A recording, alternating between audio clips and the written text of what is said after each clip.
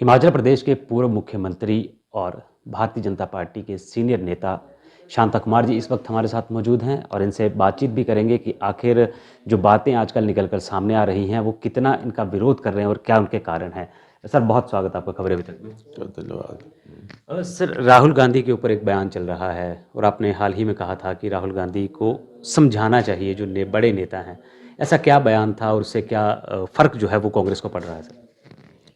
मुझे इस बात का दुख है कि 75 साल के बाद भारत की राजनीति इतनी नीचे चली गई कि एक पार्टी के प्रमुख नेता विदेशों में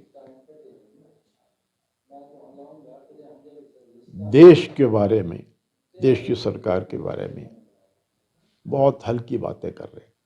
जहाँ तक मुझे याद है, इस प्रकार का पहले शायद कभी कभी नहीं हुआ था। घर की बात घर में रहनी चाहिए।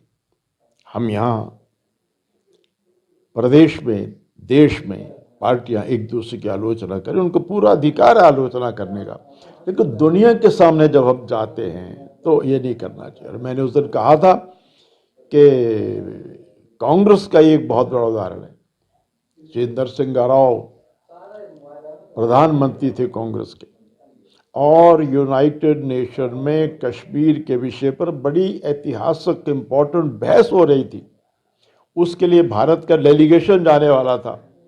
तो डेलीगेशन में कांग्रेस के मेंबर पार्लियामेंट बहुत से लोग थे, लेकिन उस शिष्टमंडल के अध्यक्ष के रूप में नरसिंह राव ने, कांग्रेस के प्रधानमंत्री ने, विपक्ष के नेता अटल बिहारी वाजपेयी जी को चुना। बड़ी हैरानी हुई तो भारत के अंदर कुछ लोग हैरान हुए, कुछ लोगों ने प्रशंसा की कि भारत की राजनीति कितनी परिपक्व हो गई है। और जब अटल बिहारी वाजपेयी यूनाइटेड नेशन के जनरल असेंबली में उन्होंने बोला तो ऐसा लगा पूरा का पूरा भारत बोल रहा है, पूरी दुनिया में इसकी प्रशंसा हुई थी। और जब अटल जी आए तो लोगों ने पूछा, अटल जी, कश्मीर के मामले पर आपके इतने मतभेद कांग्रेस के साथ है? तो उन्होंने कहा था, यही सवाल एक बार युधिष्ठिर से पूछा गया था। तो युधिष्ठिर ने कहा था कि जब हम घर में हैं तो हम 5 पांडव हैं और 100 कौरव हैं, लेकिन घर से बाहर हैं तो 105 हैं। वयम पंचाधिकम शतम। ये परंपरा रही भारत की। इस परंपरा को कांग्रेस तोड़ रही है, राहुल गांधी तोड़ रहे हैं। मुझे बहुत दुख है। और मैंने कहा था कांग्रेस में बड़े अच्छे देशभक्त समझदार नेता हैं, उनसे मैं प्रार्थना करूंगा कि समझाओ। इतना नहीं, इससे ज्यादा बोलना तो बोलिए हमारे खिलाफ, लेकिन देश में बोलिए, बाहर मत बोलिए। मुझे लगता है कि राहुल गांधी जो कुछ बोल रहे हैं उससे विदेश के बुद्धिजीवी जो हैं उनको हंसी आ रही होगी, वो मजाक कर रहे होंगे। और भारत का अपमान भारत का नेता विदेश में कर रहा है।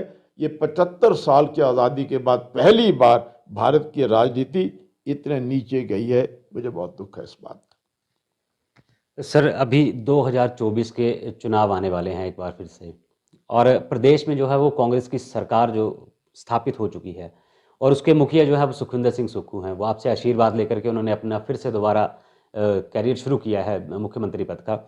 क्या देखते हैं इस बार चुनाव कितने मुश्किल रहने वाले हैं जो 2024 में आने वाले हैं भारतीय जनता पार्टी के लिए, कितने मुश्किल होंगे वो?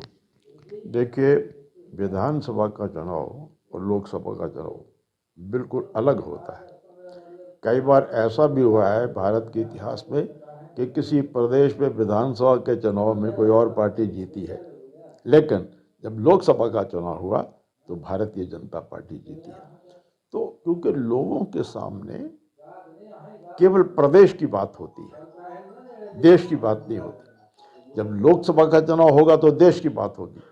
और देखिए, मैं ये समझता हूँ कि आज भारतीय जनता पार्टी का दूर दूर तक कोई विकल्प नहीं है। आज श्री नरेंद्र मोदी जी का दूर दूर तक कोई विकल्प नहीं है।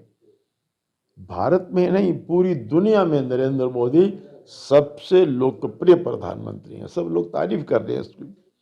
तो मुझे लगता है, मेरा विश्वास है कि लोकसभा का चुनाव जब होगा और देश का भला इस बात में नहीं होगा, लेकिन मेरी पार्टी का भला होगा अगर इस बार का चुनाव नरेंद्र मोदी बनाम राहुल गांधी बन जाए। तो ये थे हमारे साथ हिमाचल प्रदेश के पूर्व मुख्यमंत्री और भाजपा के सीनियर नेता। तो इन्होंने साफ तौर पर कहा है कि आज अगर जो भ्रष्टाचार बढ़ा है या गरीबी दूर नहीं हो पा रही, उसके पीछे जो है बढ़ती हुई जनसंख्या का सबसे बड़ा कारण है, जिसके लिए सरकार को कोई ना कोई कानून बनाना चाहिए। पालमपुर से कैमरामैन अनु शर्मा के साथ मनोज धीमान, खबरें अभी तक।